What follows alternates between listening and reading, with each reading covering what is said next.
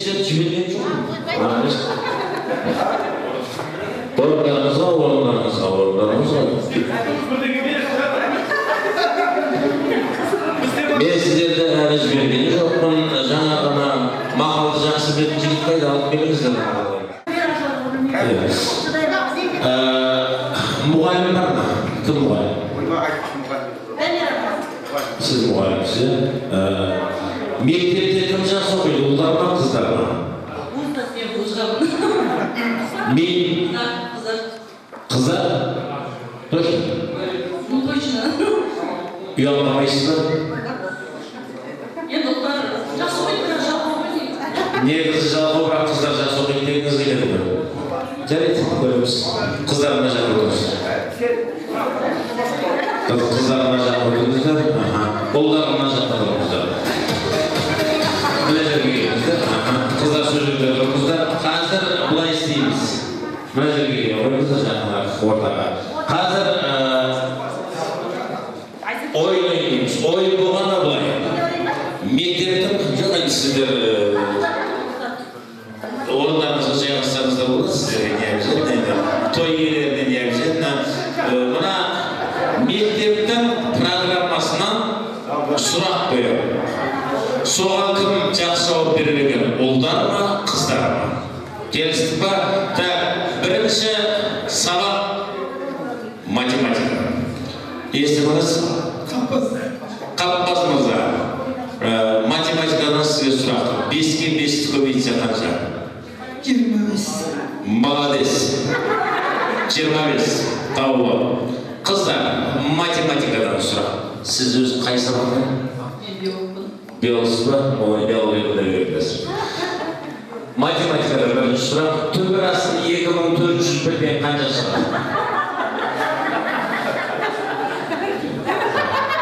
Түбірасы квадратный корень 2401. Білмейсіздер ма? 49 шығады.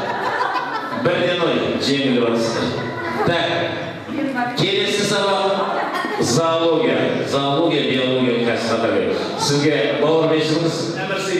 Әмір Сейіт мырза. Сізге зоологиядан сабақ өттік қой? Білесіз ғой?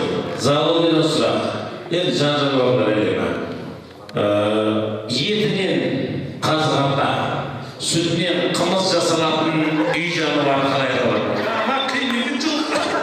Молодец, жылға. Тауы. Пожалуйста, ал қыздар, сіздерге зоологиядан сұрақ. Дүние ішіндегі ең үлкен сүт қоректі жануар кит. Киттің ішегі қанша метр? Білмейсіздер ма? Қанша? 32-42 метр. 8 километр болады. 2-ден ой, жеңіл басты.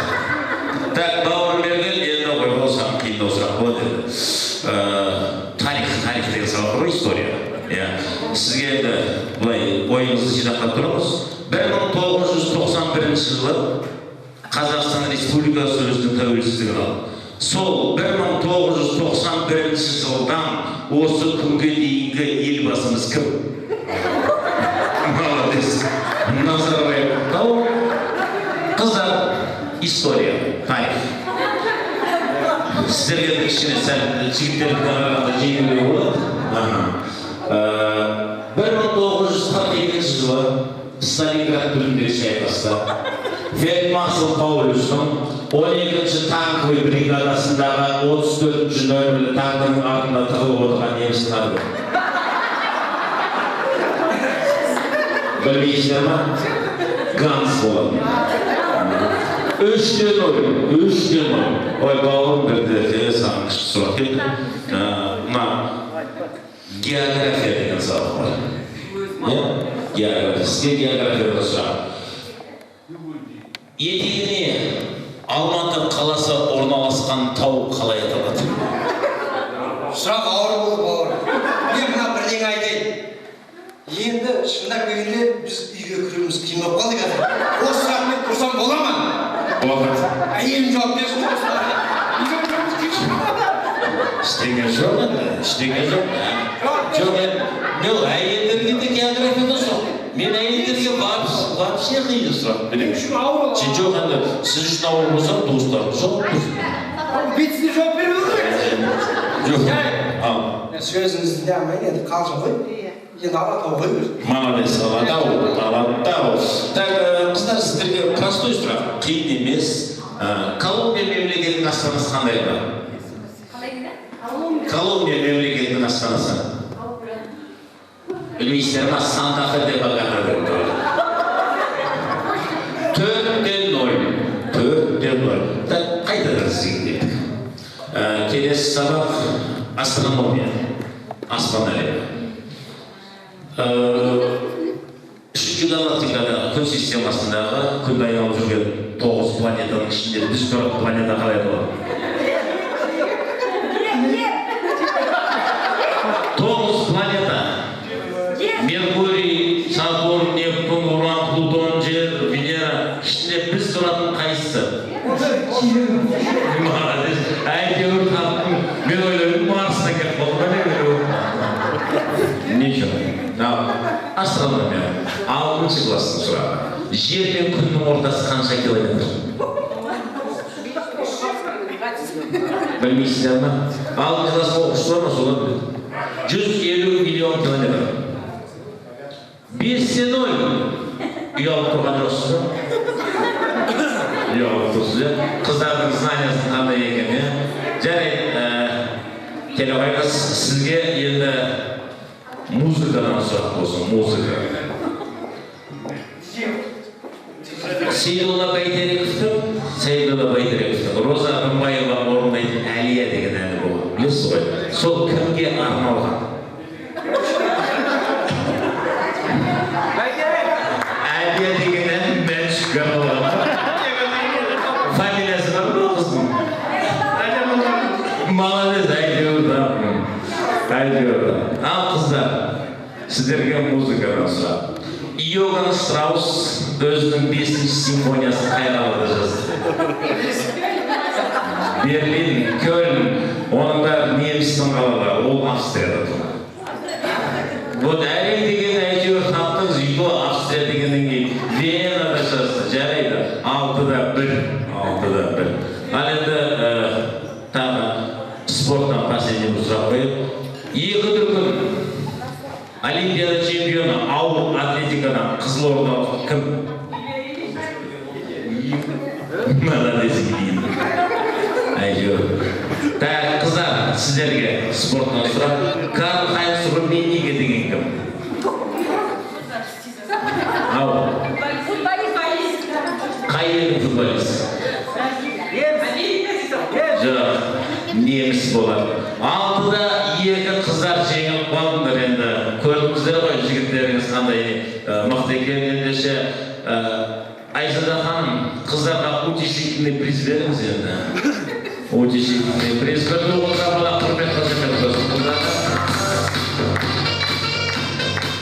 Қыздар, жақсы оқыңыздар. Қыздарыңызға дайыныңыздар жақсы оқысын.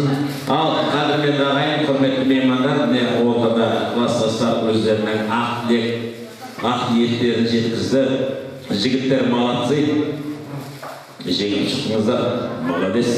Ал енді бір осы Сәкеңнің құрметіне бір тамаша кластастарға арнап бір би билеп бар орындарыңызға жайғаса қойыңыздар. Ал кеттік.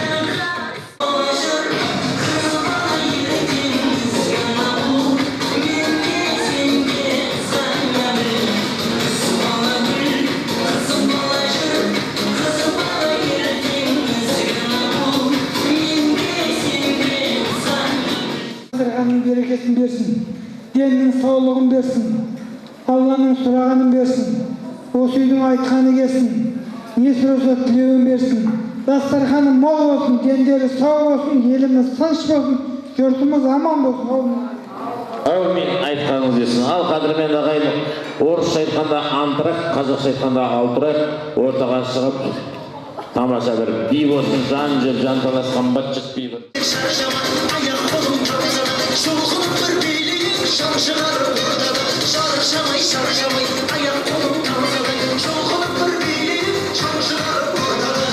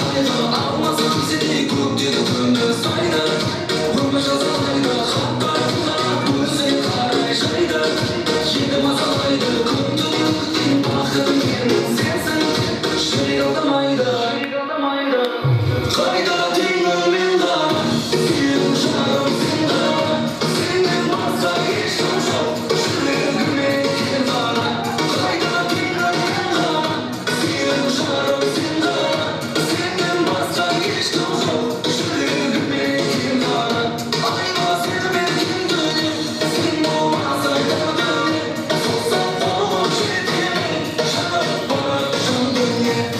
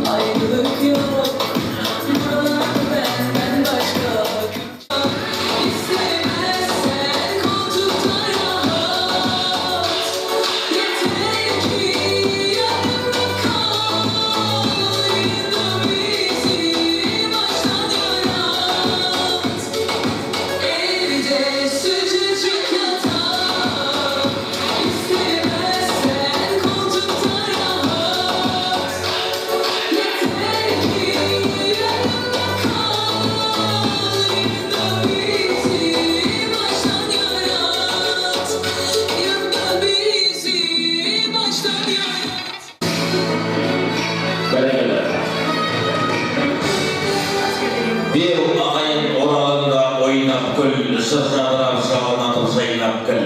Тек байлаған тойға ғана шашатын қазақ сен ойын соғып той деп біл. Барған шүкір тәубе дейді азына, жүрген жері әзір қалжың базына. Той шашуы қазақ үшін емес түк, той қазаққа тәңір берген қазына. Сауық дүзе ұлталы үй жайды, қонағын да той думанмен сыйлайды. Дүниені бай үшін емес ол иманына жайы үшін жинайды. Тоймен ғана гүлденсінде ошағы, сыр білдірмей қарыз алып тасады. Күйкі өмірдің күйбеңіне көнбейді оңғауын той думанмен асады. Сондаймыз біз санаулымыз қазақпыз, шынып тұрған қатарлы қыз қазақпыз. Жол аяқ тойды деген ниетпен қайық үстінде шұбаратын қазақпыз. Ия қазақ шашуға көп құмар, той-тойлап болып қана деп тұнар. Ақ ниетпен дастархан үстінде қайғысын, күл қуанышын, отып разақ ағайын ендеше қуаныштарыңыз болып лаулап жана берсін. Той ұласын, Сейілбек мырза 100-ге келсін деп бір ду болып шабалақ болды.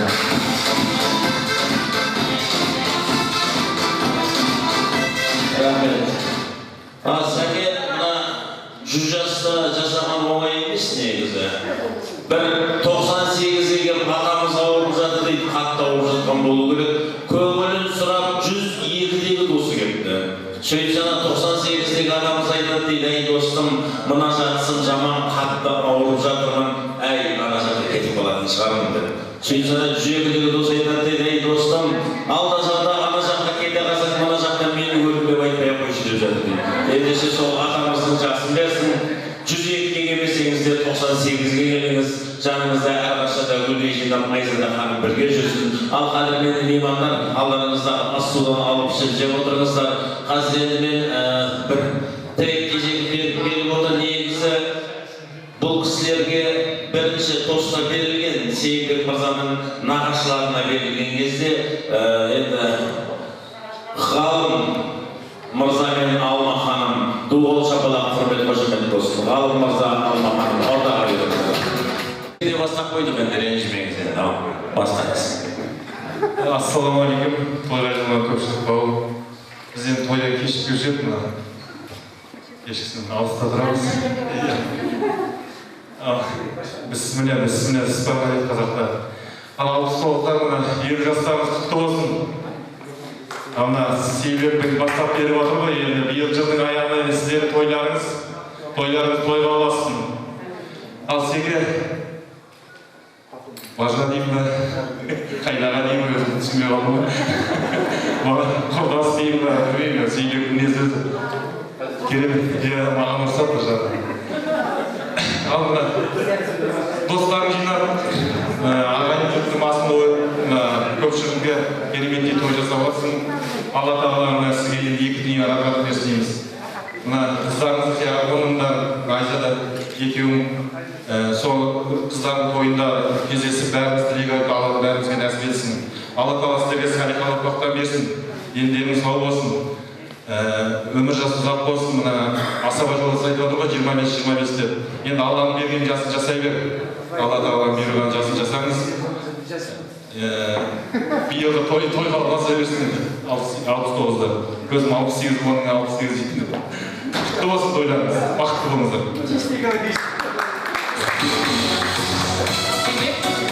25 жаста болсын.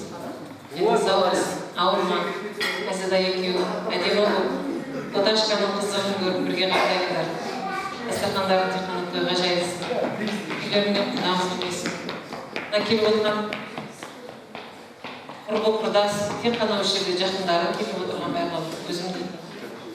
Ал 69-да келе жатқан туған күндеріңіз құтты болсын. Барлығыңызға денсаулық, семьяда бақыт тілеймін. Бала шағаларыңыздың қызығын көріп, барлығыңыз бірге ойнап күліп бірге қартайыңыздар. Той болсын деп қана үйлеріңде. Аман болыңдар. Бұл жігіт енді ғасырда туатын жігіт қой, Сәкеннің келіншесі айтады Динара, менің құрдасым нем деп. Сейілбек действительно ол өз бір ғасырда бір келетін жігіт. Бұған тұрарлық менде неше 27 жыл болды мені. Бір жағынан жолым кіші ғой, жасым үлкен болған мен. Сәкенді өзім жақсы сыйлаймын жігіттер. Араларында осындай жігіт барларына Алла тағала сіздерге көп осындай дос бере берсін сіздер. Бақыттарына, бақытты болыңыздар.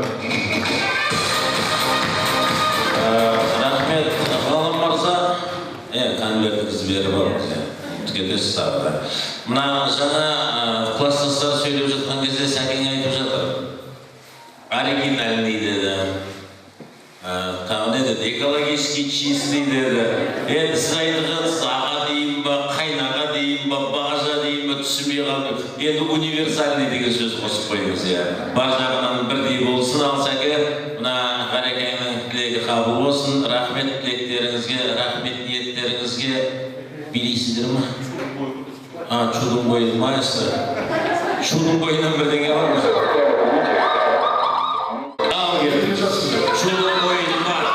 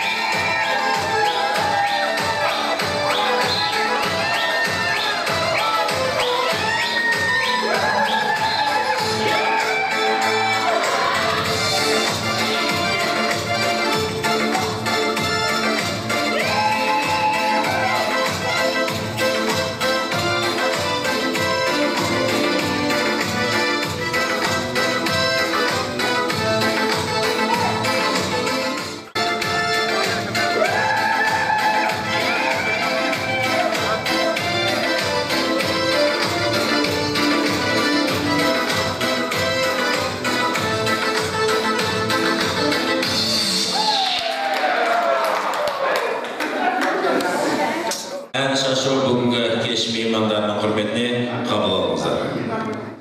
Именно 69-ларға арналады біздің кезіміздегі бір тамаша 69-ларға арналған 80-90 жылдардағы әндерден бір популяр болсын. Енді 69-лар Сейілбек мырзаны қолдап қоршап ортаға биге келіңіздер.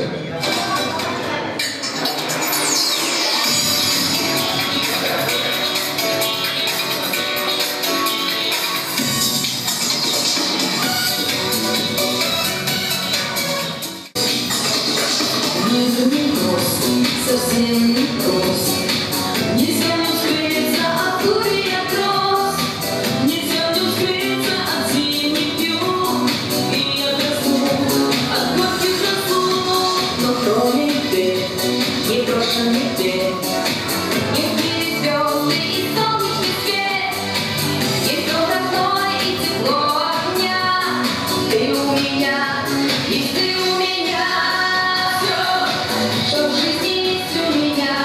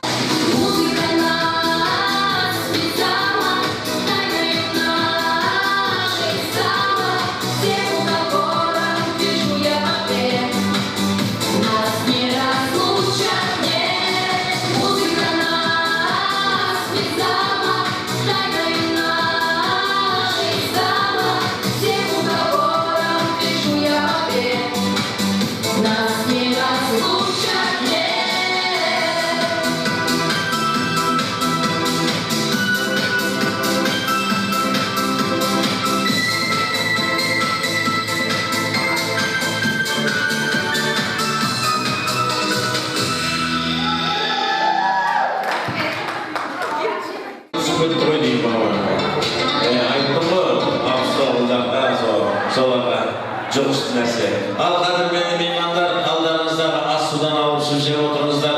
Той қыласын, қуаныш жақсылықтар разылғаса берсін. 10 жастан ойнақтаған құлындайсың, ойланып әрлі-берлі бұрылмайсың. 17-18-ге келген кезде көз қысып қызда ұлға қырындайсың.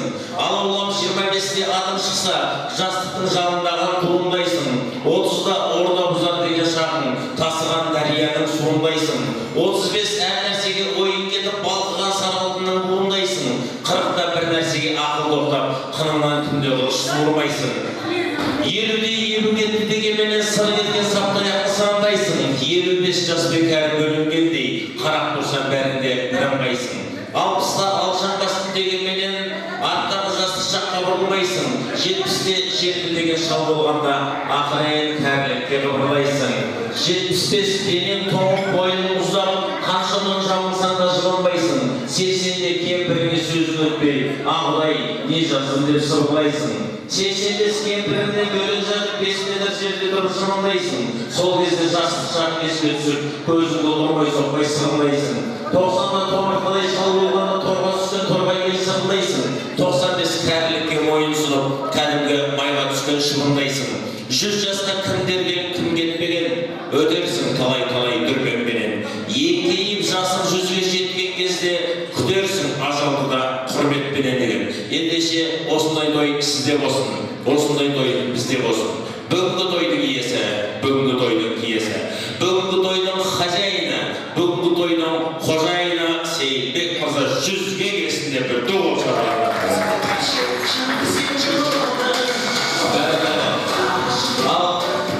Сәне 100-ге келіп жатсаңыз, Айзада ханым бірге болсын деп тағы да бір дуыл шақырады. Ал сәне мына 100 жастың арғы жағы қорқынышты қап-қараңғы түк көрінбейді, 100-ден ары өмір сүрмей қойсаңыз да болады. 100-ден асып бара жатқан жасыңыз болса, артыңызда келе жатқан ана ботадай қыз сізге берсін деген ендеше соғыздарыңыз бақытты болсын. Дуыл шақырады, құрмет, қошемет бүгінгі той иелерінің көрсетті. Бәрекелді. Ал қадірмен ағайын, алдарыңыздағы судан алып отырыңыздар. Қазір енді Айзада ханымның біраз сыйлықтары қалып бара жатыр екен. Соны біраз орай ойнатып жіберейік. Қазір мынандай бір ойын бар. Қазір бір ән орындалады. Сол ән қай тілде айтылып жатқанын тапқан адамға Айзада ханым тамаша өзінің сыйлықтарын береді. Ендеше дайынсыздар ма? Қазір ән айтылады. Сол әнді қай тілде орындалғанын табу керек.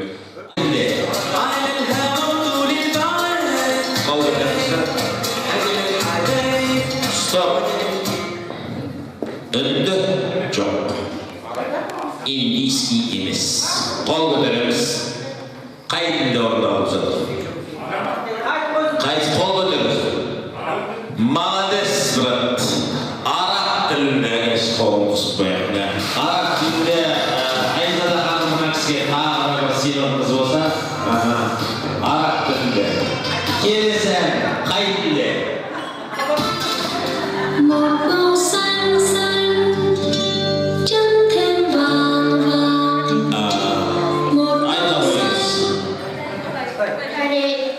Жоқ. Кім Қытай деді? Дұрыс емес. Японский емес. Китайский емес, корейский емес, японский емес. Молодец, знак сверху стерео болсын. Вьетнам. Тағы да кімге перевод жасайсыз? Правильно, Вьетнам.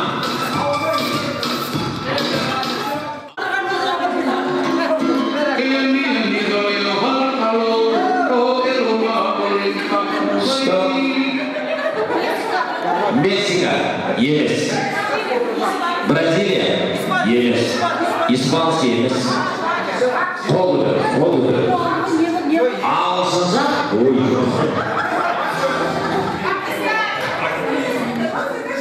Айналайыз.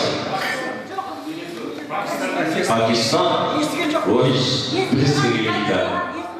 Молодец, Гавайи.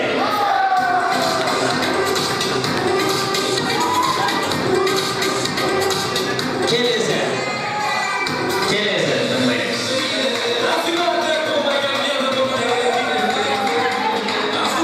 Стоп. Емес. Бразилия. Емес. Қайтты. Ой, айта беріңіздер, әйтеуір бір түсесті. Испанский емес, Оңтүстік Америка. Португалия емес. Пакистан. Месси. Италия емес. Бразилия емес. Вообще Америка жаққа жоламай қойыңыздар. Қайтадан қойып берсіздер, түсінетін кісілер бар екен.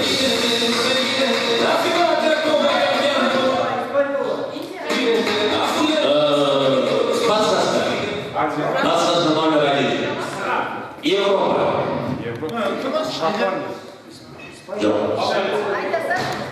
Подсказка номер 2. Столица Афины.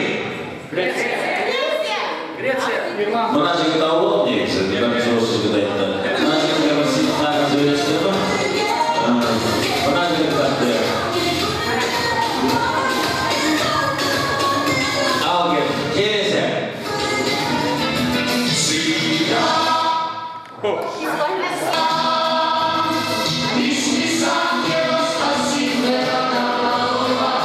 Стоп. Орысша бір сөз естідің ба мынаның ортасы? Молдавия емес. Ол белгілі ән ғой? Ой, жоқ. Азербайджан, ну близко, но Азербайджан. Молодец, грузинский ән болады. Нақсыға бірсен. Алпыс-тоғыздан негізі бақты болады. Алпыс-тоғыздан негізі бақты болады. Ал келесі.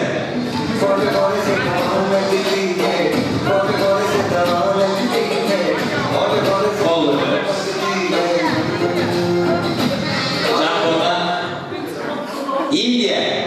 Молодец. Қызықтан сендерді Индия тауы болады. Келесі.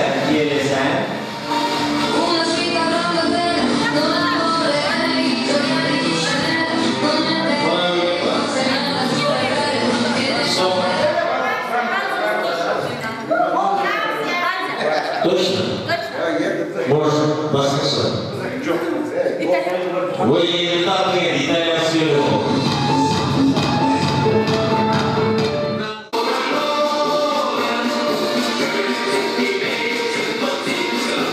Стоп. Айдауыз. Молодец,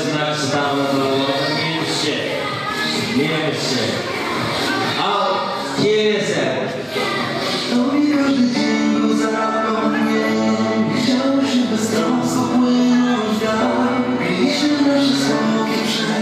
Корея.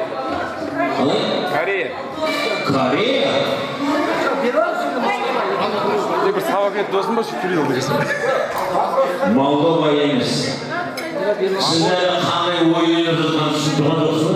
Вопрос қай тілде орындалып жатыр? Басқармаса қайдан ойды? Осы өлеңде.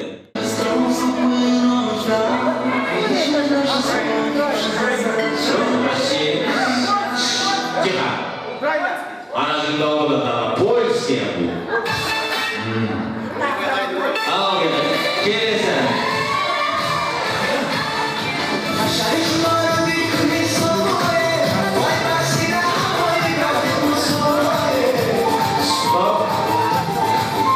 Узбекский язык.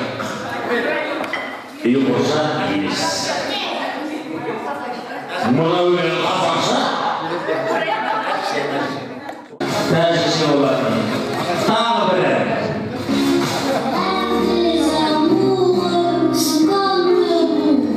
Сағыз беріп қой. Сразу қолы тұрыңыз. Мына кісілерге басқасы көзірек.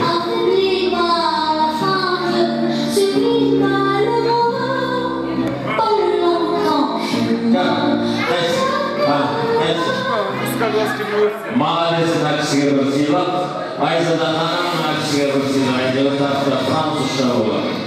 Ал тағы бір ән.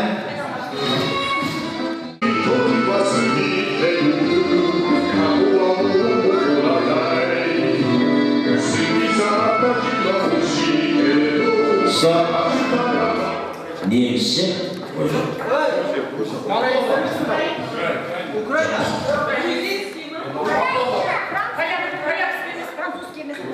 Украина емес. Емес. Қағолақ емес. Жоқ, музыкасаны голубой вагон ғой, бірақ тілді. Молодец, написал, японский әзір. Японский Зытана қалып мырзаға бір сыйлық беріңіздер. Енді бір тағы соңғы бір музыка болсын, соңғы музыка.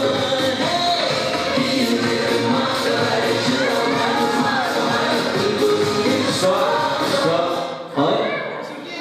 Қазақша емес. Написал қой чекенский. Сері тағы сыйлық.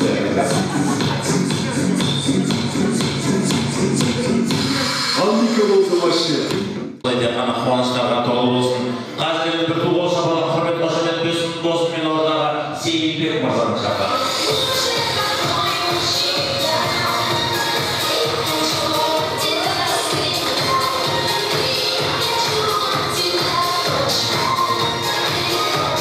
Өзімді ешқандай құртықтан қойып, қашып бара жатқан жеріңізден ұстау.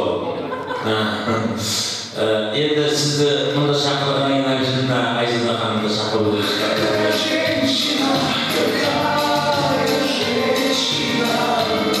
сіз мына жаққа енді мына жақ сіздің кластастар ғой примерно. Ортасы ма? Кластастар, достар. Ана жақ сіздің төркін нағашылар төркіндеріңіздің әзі ояқыма ендеше бұлай істейміз. Қазір мына залды жақын келіңіздер. Келіңіз. Жақын келіңіздер. Тура бұлай екіге бөлеміз. Жаңа сөз сөйлеген екі қыздың ортасынан сіздің группаластарыңыз екіге бөлеміз. Жоқ, орда бұлай істейміз. Бұлай ең бөлейік. Группаластарыңызбен қосып, нағашыларыңызбен, төркініңізбен бәрі сіздің тұлпар командаңыз болады. Мына екі қызды бөлеміз. Сәкеңнің кластасын мына жаққа жібереміз. Сәке, сіздің кластасыңыздан бастап, мына қарындасыңыздан мына бір жарым стол сіздің сұңғар командаңыз болады. Сонымен тұлпар, сұңғар ойынның шарты. Қазір бір ән басталады. Ән үзілген жерінен ары қарай жалғастырып кету керек. Білесіз ғой енді? Сіз дирижер өзіңіздің командаңызда, сіз дирижер өзіңіздің оркестріңізда қолыңызды көтеріңіз, қолыңызды көтеріңіз. Дирижер сияқты, дирижер кетесіздер. Группаластарына қадайсыздар ғой? Тұлпар өлең айтып жатқанда сұңғар үнемей отырасыздар. Сұңғар өлең айтқанда тұлпар үнемейсіздер. үзілген жерден жалғастырамыз. Дайынбыз ба? Дайынбыз ғой. Ал, кет.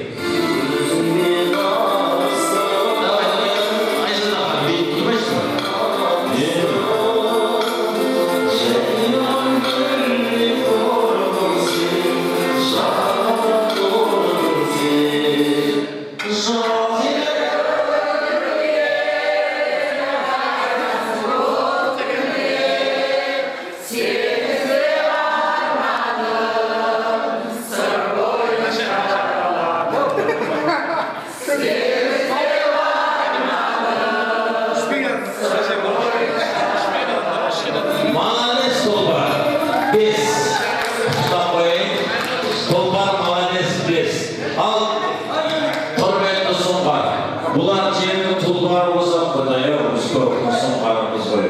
Енді қалмаймыз, бұлар бес алып кетті. Дайынсыздар ма, сұңғар? Дайынбыз ба? Ал кеттік.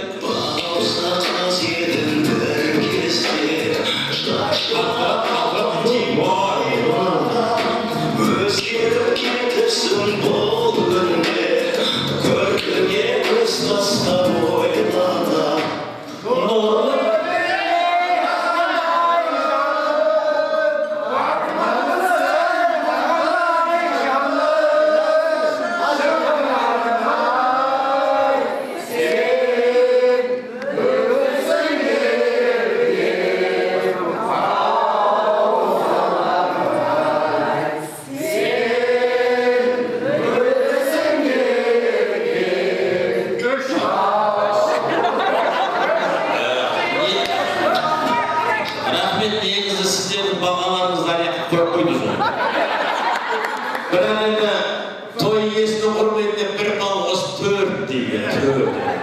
Жарайды, әлі анда ойнаймыз, ничего. Так, толпар жетіспейміз. Это уже мои проблемы. Быстрый болды, жүрмейгенше ракурспен айтамыз. Дайынбыз ба? Қолымызды көтереміз. Оп, байқайық.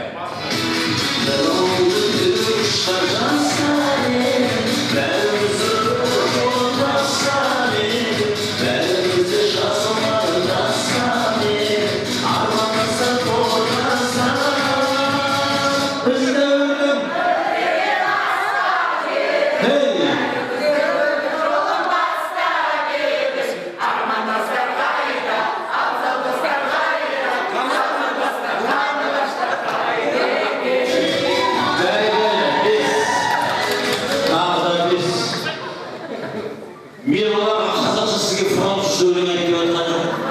Сізге де қазақша қойып беріп жатырмын. Балауса қызының бір кезде шашына ақ бантик байлаған деген любой қазақ білемін ғой. Жарайды, келесі мына жақта уже 10 балл, сіздерде пока 4. Сәке, что-то класстастар қайда, емес опмай, класстастар қайда, что-то не то движение слабый. Қол көтереміз. Сіздерге де темпо быстрый өлең. Ну, бәрі білетін өлең. Кеттік, давай сәке.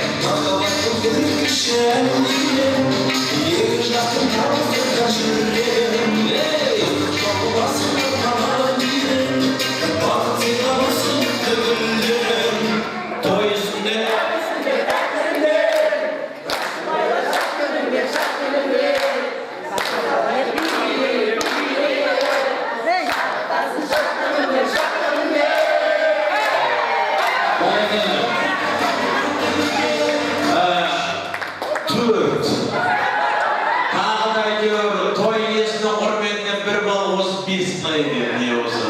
сонымен 9-да 10 паңға тұлпар жеңіп атыр. Соңғар жолдасы қапыр. Ал енді Айзада ханым тұлпар келесі ән дайынбыз ғой. Ал бастайық, кеттік.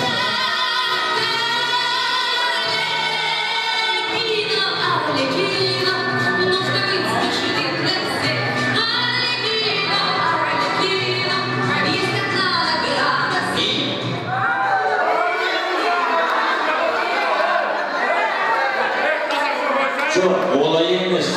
Қойып біз қалай болу керек. Pремияға былай болу керек, үш. Сонымен 13 балл неше? Нормально. Төрге беріңіздер. Жоқ, 4-те бермей, 3. Ал енді шанс.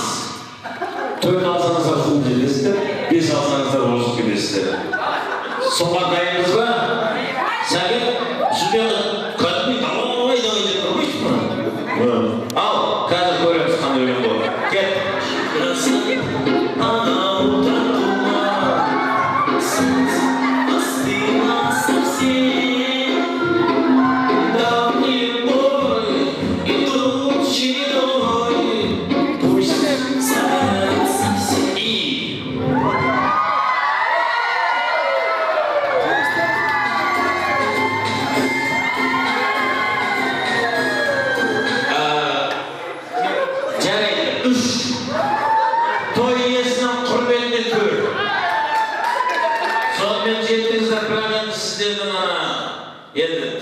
Витас болу қайда енді.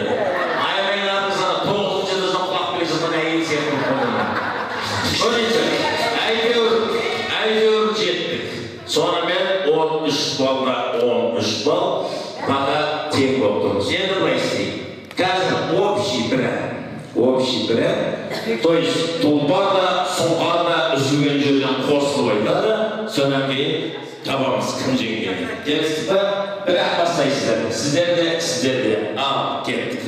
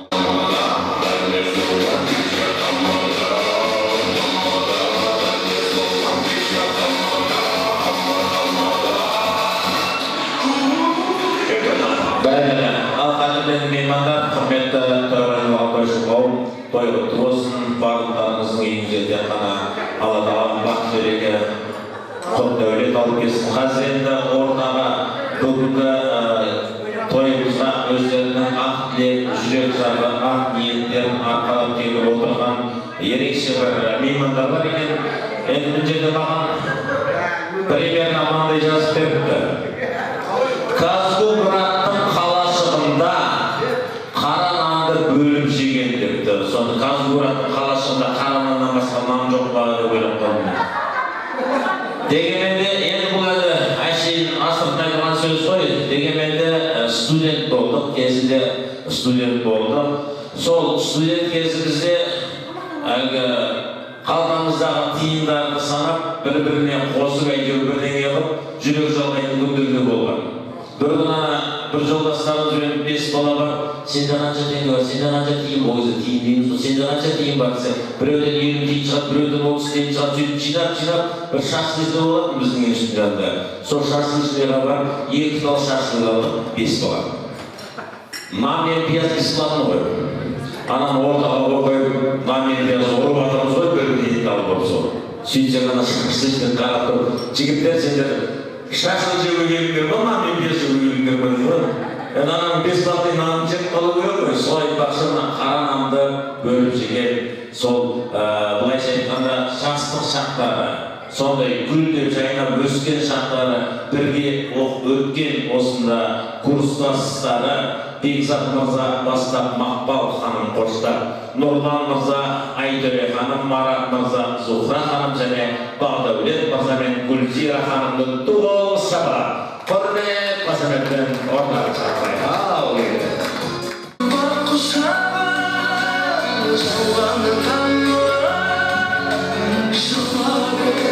Бәрекелді.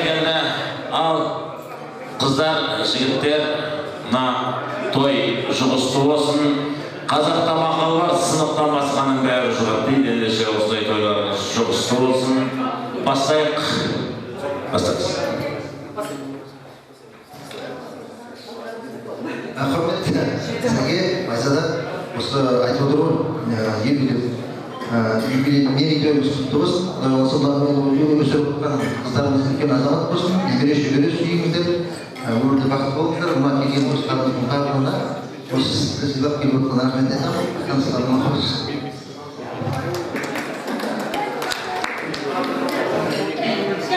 Құрметті көпшілік, бүгін Сейілбек ағамыз 50-ге толып отыр, құтты болсын, өмір жасыңыз ұзақ болсын, осындайдың тағы бір екеуін жасап тастаңыз. Айзада екеуіңіз ылғи осындай жас болып, білімдеп, осындай достарыңыздың арқасында күліп ойнап, Боташқанның қызығына тоймай жүре беріңіздер, өсіп өніңіздер, өркендей беріңіздер. Құрметті көпшілік, осындай той барлығымызға жұғысты болсын.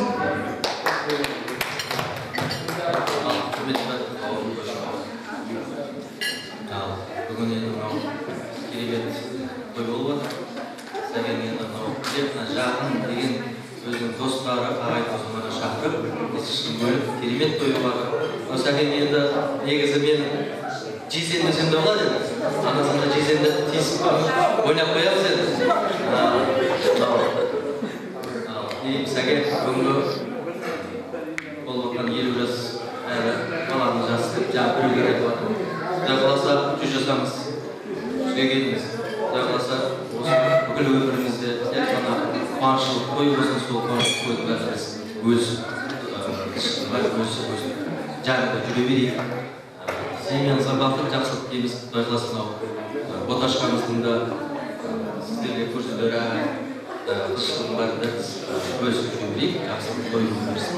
Әрдайым сіздердің семьяларыңызға шаттық, қуаныш бола берсін. Той бола берсін. Ал Айзада әпше, жігітіңіздің туылған күні құтты болсын.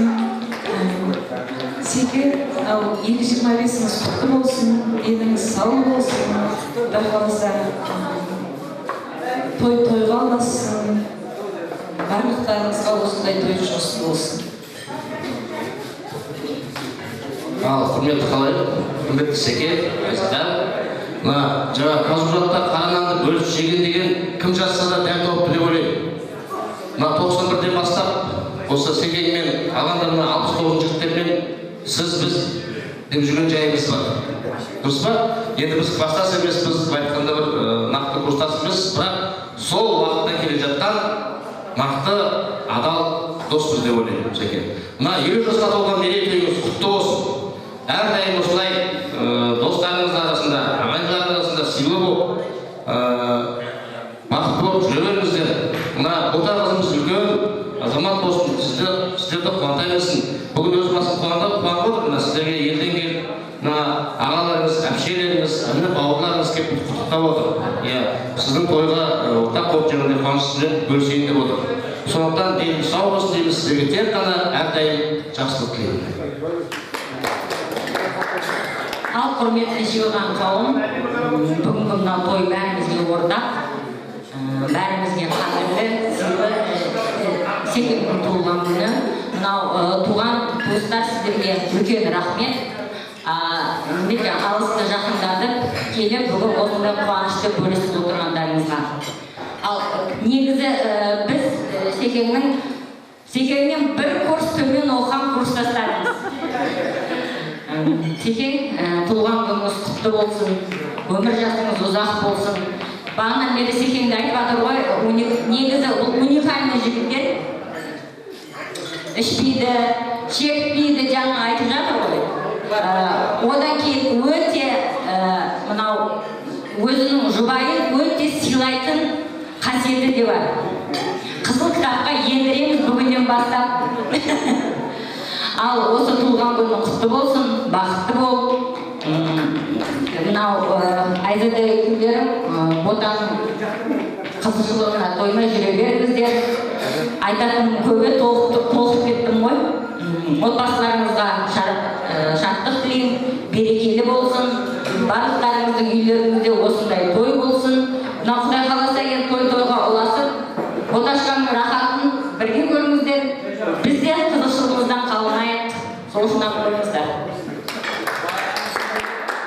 Секен, рұқсат болса, мына Секеннен бастап, 69-дағы достастарым бар. Барлығыңызға бір достар деген әнді музыкасыз бір айтып берсек. Рұқсат па? Басты қосты достар бүгін гүлдердің жапырағындай жайнап тұр. Ақ дастархан алып ұшып көңіл шіркін жанғандай. Күткенрейік кәлі достар махаббат үшін үзілген сөнген бір үміт қайта жалғансын. Күткенрейік кәлі достар мол бақыт үшін осы күнге жете алмаған жан достар үшін жастық шақ гүл ашқан ба ағаштар жайқалатын жүзіңнен жылы шуақ қуанышпен оятайық ақтандым. Күткенрейік кәлі достар махаббат үшін үзілген сөнген бір үміт қайта жалғансын. Күткенрейік кәлі достар мол бақыт үшін осы күнге жете алмаған жан достар үшін.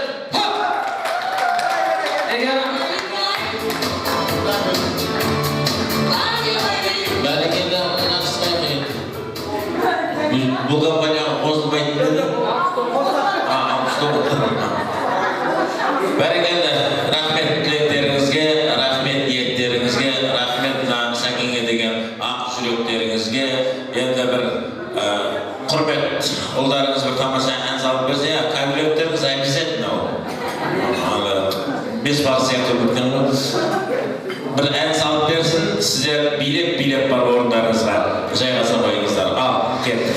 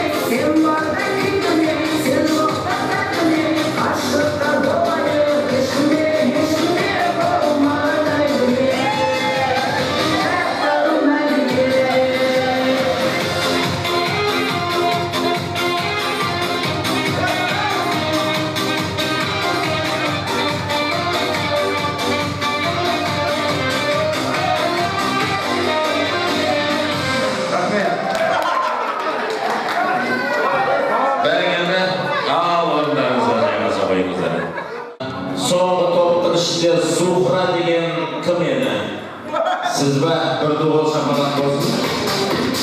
Endi o'rningizdan turib ko'rsatib qo'yingiz o'zingizga. Mana xonimning ati Zuhra.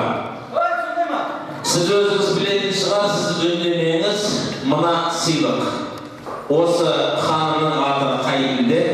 Және қазақша, орысша нұсқасы қандай? Тапқан адам бар. Өзбекше. Дұрыс емес. Захира? Zuhra. Жолдасы ма? Ал перевод. Перевод как в этом?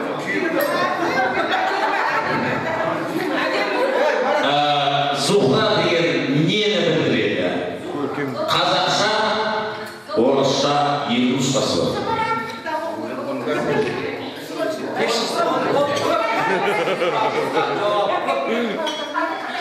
Қалай? Жарқая, яркая, но енді ерекше жарық деген сияқты мағынаны дұрыс емес. Ал дұрыс жұлдыз, бірақ қай жұлдыз? Молодец, таптың шолпан жұлдыз. Өзіңіз білесіз ба Zuhra ханым? Zuhra ханым өзіңіз білесіз ба, что шолпан екен? Қазақша шолпан жұлдыз, орысшасы Венера. Мына кісі 69 айтты ма, 69 негізі өте мықты болады. Миларда қатыстыйдан тауып болды.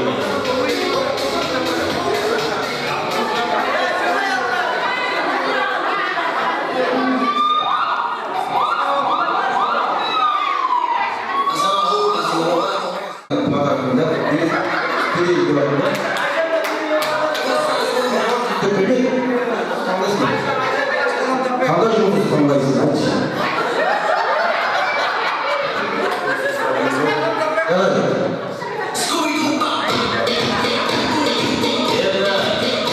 Семейный разбор үйі жасайсыздар ме?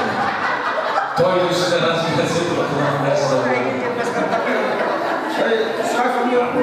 Мына қадірмен ағайын, құрметті ханымдар мен мырзалар, сәл сабыр етейік. Мына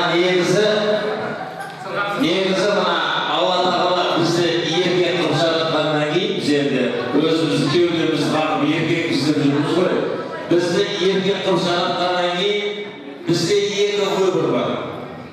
Біреуі үйлену, екіншісі үйленбеу.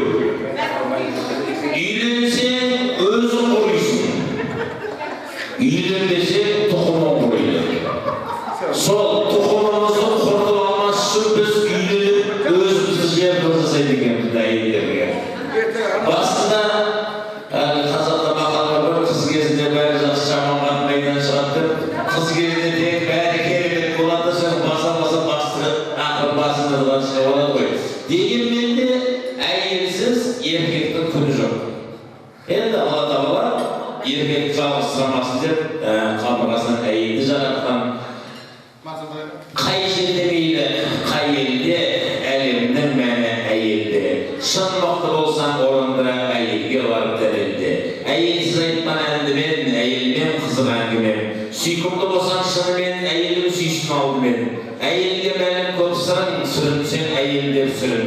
Халқына сыйлы болмайсың, әйелге болсаң жек сұрын. Әйелсіз қонған баққа шарын, әйелде түсті отқасан. Әлемнің тілін таппайсың, әйелдің тілін таппасаң. Болмасын әйел азалы, болмасын әйел назалы. Кеудесін баққан талайдың әйелде болған азалы.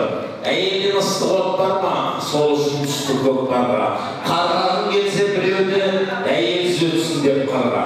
Әйелмен құның өлшедер, құдайдан кейін сол шедер. Бақыт сенде болмайсың, әйелдің соңғы болса егер. Сырыңды соған асасың, шөліңді содан басасың. Еркектің күні әйелмен, әйелдер мәңгі жасасын деп әйелдер үшін бір дуыл шапалағып қойыңыздар. Жігіттер ұрсаңыздар енді. Бәрекелді ендеше мына сәкендей жігітті өзінің алақанына салып, басында ер азамат болады, артынан еркек әйелдің тұңғышы болып кетеді, тұңғыш ұлындай болып кетеді. Ендеше Майзада ханым осы сәкеңді алақанына салып, менің жігітім, менің шалым дейді өзі 50-ден асқаннан кейін кәдімгідей басына көтеріп отыр ендеше қол ұстасқан, ұстасқан қолдары мәңгілікке бірге болып бақытты болсын, ары қарай немерелі, шөберелі болсын. Қасиетті мен ортаға осы бүгінгі тойымызға өздерінің тілектерін арқалап келген інісі Нұрғазы, қызы Жамбылда деген екен. Жамбылда сөйлейсің бе тағы да, жаңа жылап кішкене сөйлей алмай қалды. Қарындастары Гүлжанат және Нұрсәуле, сіздер де сөйледіңіздер ма? Ендеше Нұрғазы сөйледі ма? Нұрғазы сөйледі, о не оған жас болсын. Тағы да бір дуғал шапақ, тағы да бір Жамбылда, қанша бір деде қойшы, Жамбылда. Менде көңілім босап кетті. Менің де қызым бар, балам бар, Құдайға шүкір. Бір жігіттің әйелі үйлене салып қыз туған қойды. Сөйтсе, енді екіншісі ұл болып қалатын шығар десе, 2 жылдан кейін әйелі тағы да қыз туыпты. Келесі ұл болып қалатын шығар десе, тағы да қыз туыпты. Сонымен не керек? 8 қыздан кейін әйтеуір ұлға жеткен қой. Өкілдер жиналған екен, уже қыздың алды бойы жетті, уже күйеуге кету керек. Бірінші қызы Атырауға күйеуге қашып кетті. Соның артылып әйтеуір Атырауға құдалыққа барып кетті. Енді демала бергенде екінші қыз Ақтауға кетті. Одан Ақтауға барып әйтеуір деп үйге жақай бергенде біреу Шымкентке кетті, 3-ші. 4-ші Көкшетауға кетті, 5-ші Семейге кетті. Анабай қыз титықтар деп үйінде келіп жатыр. Әйел айтады дейді, шынам қанша бар? Әйел, үй әлі 3-еу бар қойсы. Шашақ кетті, көршілерге танып бере сашты деді. Сәкеңде танып бере салған қыз көп емес. Болғандай әлемі красавица қызыңыз Сейілбек мырза рұқсат болса келіңіз, енді тағы да қызыңыздың жанына жақсы тілегіңіз, әніңіз бар ма? Әнді айтсам, жарайды, тағы да бір тілек. Папа, туылған күніңізбен деніңіз сау болсын. Осылай күліп ойнап жүре беріңіз, осылай достарыңыз, осылай туысқандарыңыз, осылай қуаныштарыңызға келе берсін. Әрқашанда отбасыңызда береке, бірлік, татулық, бақыт бола берсін. Ең бастысы деніңіз сау болсын. Мамам екеуіңіз ең бастысы аман есен жүргендеріңіз мен үшін ең бірінші бақыт. Сол жылдан жылға туған күніңізді тойлай берейік. Ана жаққа бір қарап қойсын деп жатыр. Туылған күніңізбен сол келгендеріңізге рахмет. Осылай папамның туған күнімен құттықтап сол туған күніңізбен. Бәрекелді қайда қағанат қойсын деп тұр ғой. Қайда басыңыз көтеріп қойсын деп жатыр ма? Тағы да бір қол шапалақ, құрмет, қошемет. Сейілбек мырза мен Жамбылда қандырын құрметіне алып, қолдарыңызға жайғаса қойыңыздар. Қуаныштарға жалғаса берсін. Сейілбек мырза, Майзада ханым, қырғыздарда мынандай бір мақал бар. Үйге қанша бұт кірсе, сонша құт кіреді дейді. Енді олар аяқты бұт дейді ғой. Яғни табалдырықтан қанша мейман аттасын, ұл қыз аттасын, бала немере аттасын, соның бәрімен бірге құт кіреді деген ендеше үйлерімізге осы қыздарымыздан кішкентай бұттар кіре берсін, сол бұттармен бірге үлкен құттар кіре берсін деп тілеймін. Қазір енді Айсұлу қыздарымыздың орындауында тағы да бір тамаша ән шашу өздеріңізге арналады. Ортаға шығып билесеңіздер болады.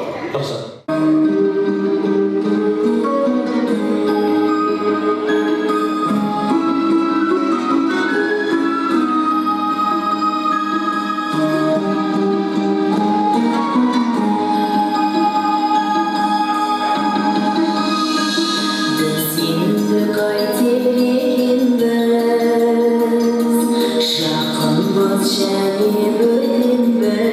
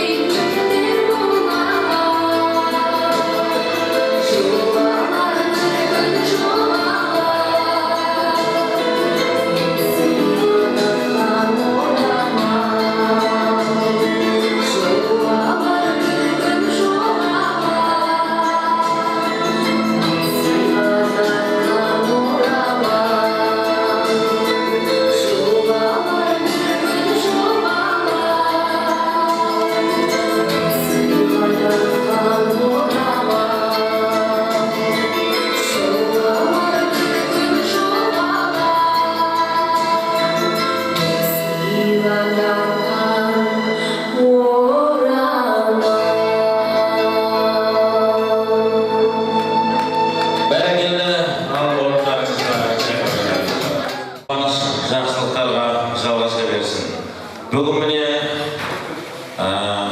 Сейілбек мырзаның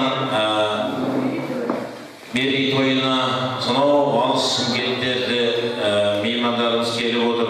Ешкім бір-біріне қонаққаннан бармайды, барлығы сыйлағаннан барады. Айтқан бойда еретін сөз болса бір сенікі, көз жасымды көретін көз болса бір сенікі, ауыздығын кемірген атқа мінсем сенікі, бір телефон өмірде шатқа білсем сенікі, туған күнім біреудің сұрыптасам сенікі, туған күнім біреудің ұмытпасам сенікі, азыр қанбай алатын сыйым болса сенікі, шақыртпай-ақ баратын үйім болса сенікі, өзгелерге бұлдайтын төрім болса сенікі, өмір бойы толмайтын орын болса сенікі демекші. Сейілбек мырза мен Айзада ханымның жүрегінде әрқайсыңыздың толмайтын орындарыңыз бар. Ендеше барлық қуаныштарда, келешектегі барлық жақсылықтарда төрт көздеріңіз түгел тек қана қуанышқа жиюға Алла тағала нәсіп етсін. Ендеше осы өздеріңізді сыйлап шақырғандықтан өздеріңіз бұл кісілерді сыйлап келіп отырсыздар. Өздеріңізге деген үлкен рахметтері бар. Ортада Сейілбек мырза мен Айзада ханым шақырайық. Бүкіл қол шапалақ болсын.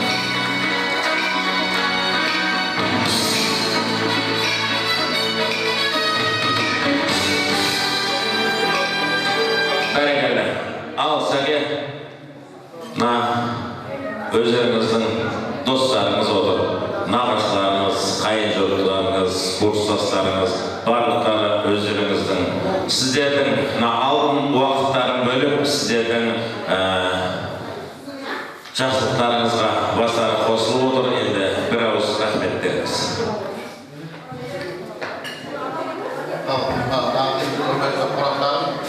Бүгін менің жиналып келіп беріп жастығымызды сөздеп кеп атқандарыңызға көп-көп рахметімді айтамын. Біріншіден мен осы жерде жүгіріп кешеден бері ешкім болды, нағашым Шәкеңе көп-көп рахмет айтамын.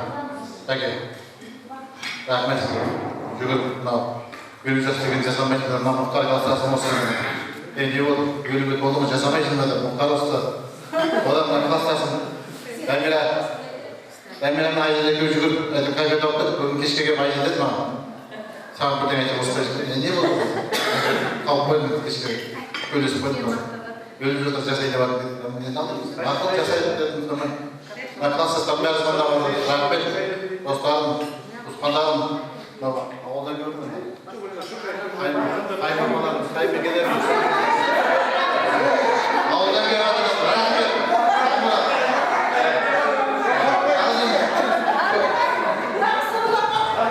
Көп-көп рахмет сіздерге де. Саласымен қашайы елі жылға келіп бәрі қысқа бөледі бақырмыз кеп асты. Рахмет. Сіздерге не деймін? Сіздерді осы қабекеңде қойған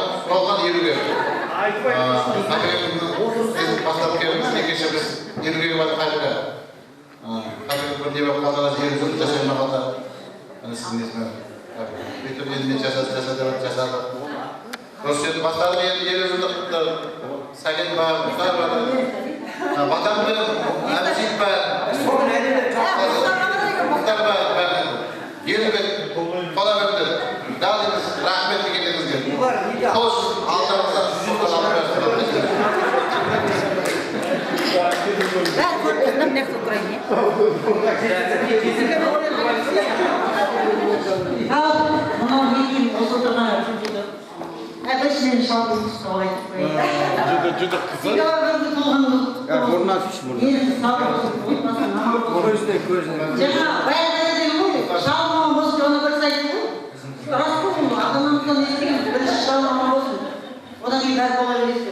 Lan oturağımız olsun. Ondan olmaz. Ben otağımın otmasının olsa sizlerin arkasında dostlarla gelip dostların arkasında sizlerle olmuşlar. Ömür yaşam uzak olsun, diyelim sağ olsun. Otmasının aman olduğu yeri okumağım takta versin. Kızımızın bırakası olsun, ne bileyim. Nasıl olsun? Canım.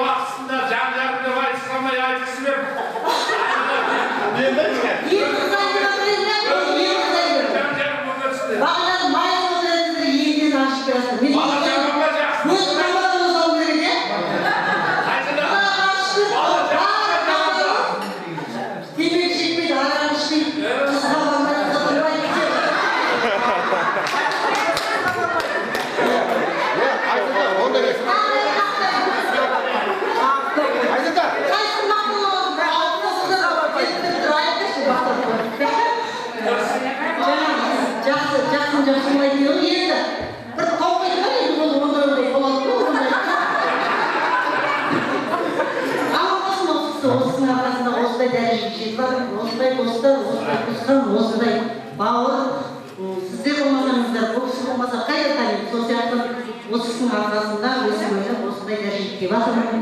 Аман болсын. Екіншіден отырған орындарыңыз жоғалмасын, барлықтарыңызға бас иіп рахмет айтамыз. Мынау бұл жерде тек мен өзім осы біздің жанашырымыз, біздің осы жиынымызда болатын кісілерге іріктелген адамдарды шақырып отырмыз. Шақыратын адам немесе көп, туғанның туысқаны, бауырдың бір иесі, құданың құдағиы, есек көбейе береді. Ол жағы бәрі осы тұрғындар жеткілікті. Енді бұнды шағын қылып өзімізге әйтеуір осы Секеннің 50 жылдығын кішкене болса да атап өтейік деп жаңағы эстафетаны бірінші бастап жатырмыз. Жаңа айтып жатыр ғой 69-ы қайда деп 69-ға отыр ғой. Мұхтар ұстап деп күнде қоймайды ғой, ақтаға күнде болып келеді. Эстафетаны Мұхтар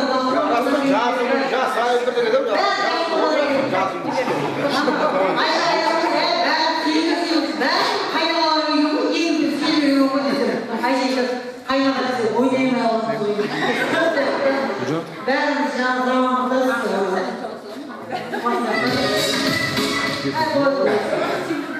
білейін осы отырған барлықтарыңызға отбасыларыңызға береке, ынтымақ, балаларыңыздың рахатын көп нәсіп етсін. Отырған оған жоғалмасын, дастархан тек жақсылыққа тойға жайыла берсін. Деніміз сау болсын, денсаулық болса бәрі болады. Адамның бір жері ауырса өмірде ештеңе қыс болмай қалады. Сондықтан Алла Тағала ешқандай жаманшылық бермесін. Мынау ұсақтан жаңағы қайын деген бар ғой, қайын кісі дейді ғой.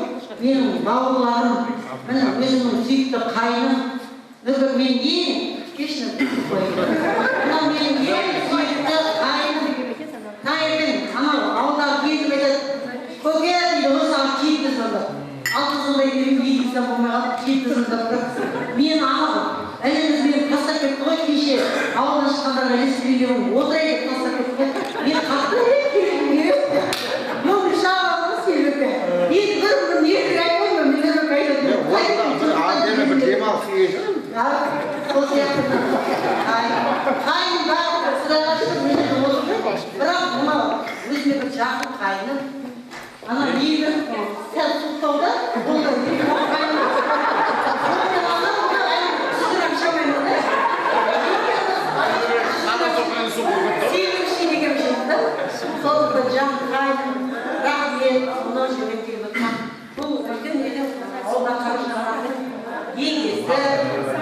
Budan bir Amerika'da var, otoğlanlar kayındı. Budan bir tartış baba var. O bala yeni çocuklarına yok koymuşlar cansın diyedi. Şunu kaynağlarımızda altın olur. Rahmet balıklarımızda. Şunu küyü bala. Asem ay oturdu. Şunu kişkete yeki. Sınırlarım böyle diyor, odanın böyledir. Bir şeyde böyle adam yok. Balıklarımızda rahmet. Elimizden nağaşı, benim oldu. Benim kişkete yeki, elim güzel götürüyorum.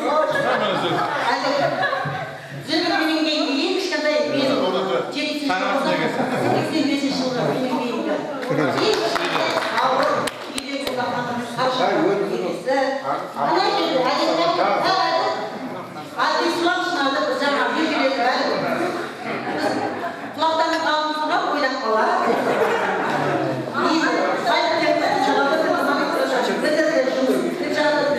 Ben onu da hedefim kaldım.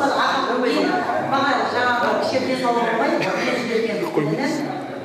sizlere tanıtmak istiyorum. Rahmet balıklarımıza, bozmuş koyduk, genç yok, bildiğim, şurma, boz. Sizler de çok rahmet.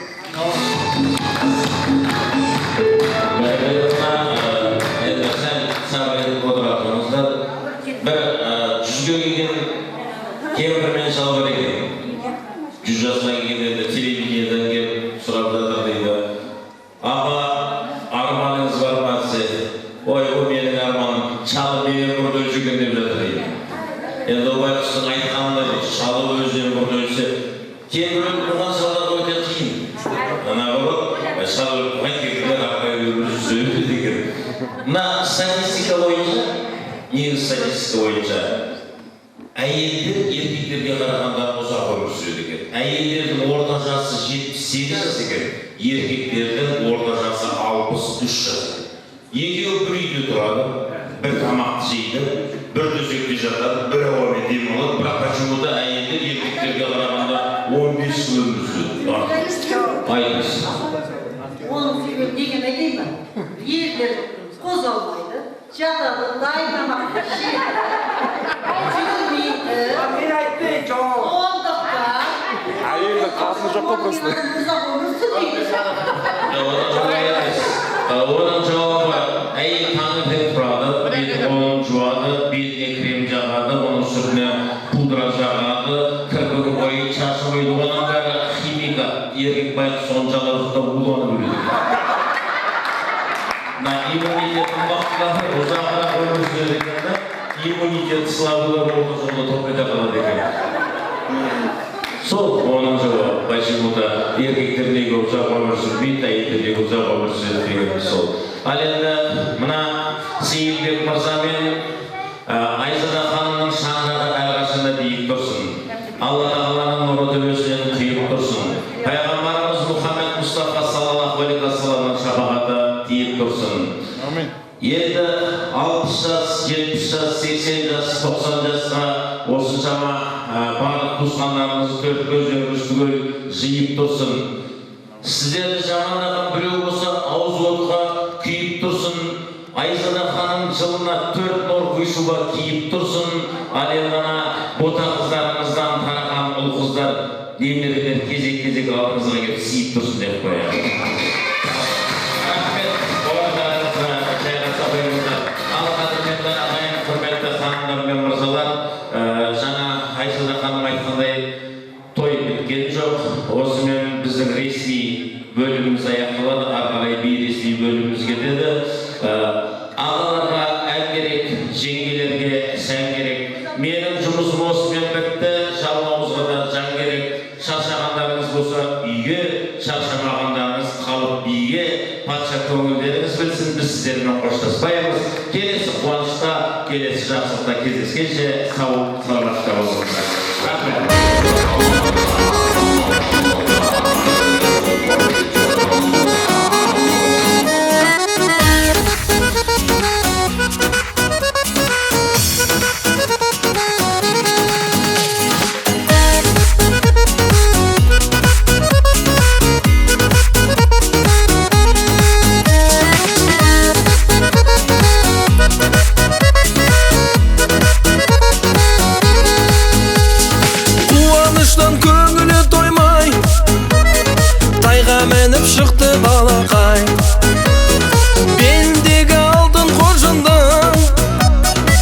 Отырыңдар сыйға аямай.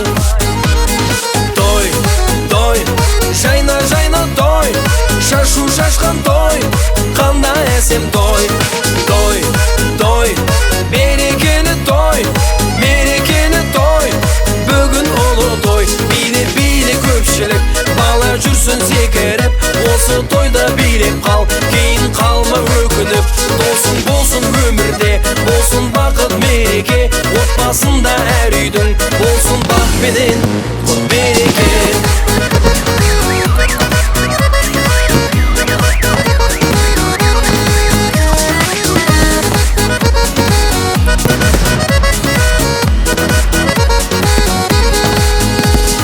Асыр салған құлын мен тайдай, қыз бен жігіт шықты ортаға. Жарасады көлдегі қудай, қоз көрпе сұлу баяндай. Той, той, жайна, жайна той, шашу шашқан той, қандай әсем той. Той, той, берекелі той, мерекелі той, бүгін ұлы той. Биле көпшілік, бала жүрсін секіріп, осы тойда билеп қал, кейін қалма өкініп. Досың болсын өмірде, болсын бақыт мереке, отбасында әр үйдің болсын бақ пенен құт береке.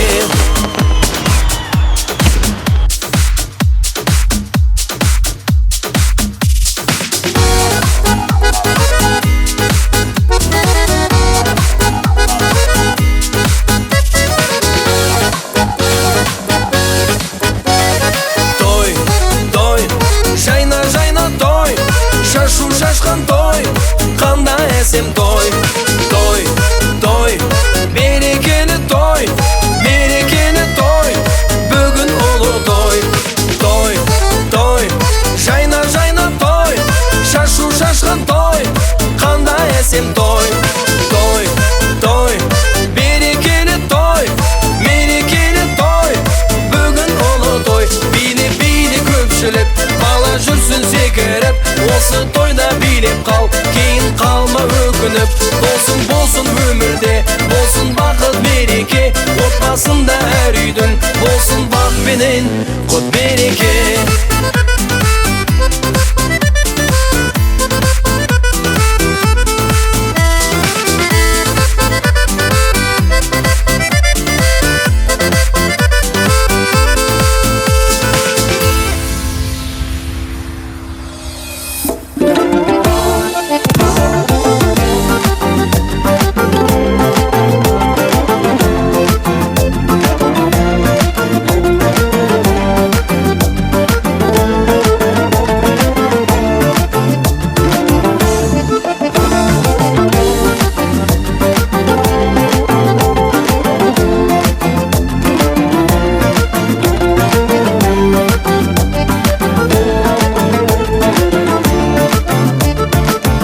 Амандық саулық сұрасқан, көңілдерінен күн ашқан, тойлары тойға ұласқан, айналдым алты алаштан.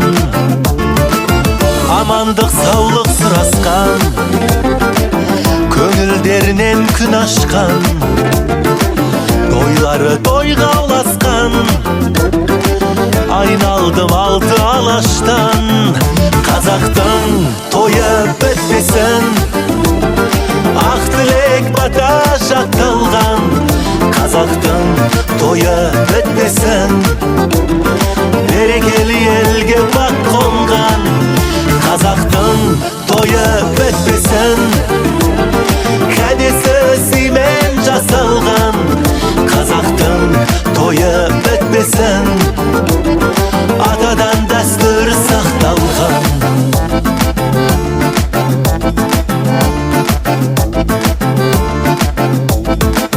Бауырлас достас халқы бар, дархан ел деген даңқы бар. Қазақтың тойы бітпесін, тегі бар терең салты бар. Бауырлас достас халқы бар, дархан ел деген даңқы бар. Қазақтың тойы бітпесін, өтпесін. Тегі бар терең салты бар, қазақтың тойы өтпесін. Ақ тілек бата жатталған, қазақтың тойы өтпесін. Берекелі елге бақ қонған, қазақтың тойы өтпесін. Кәдесі сыймен жасалған, қазақтың тойы өтпесін.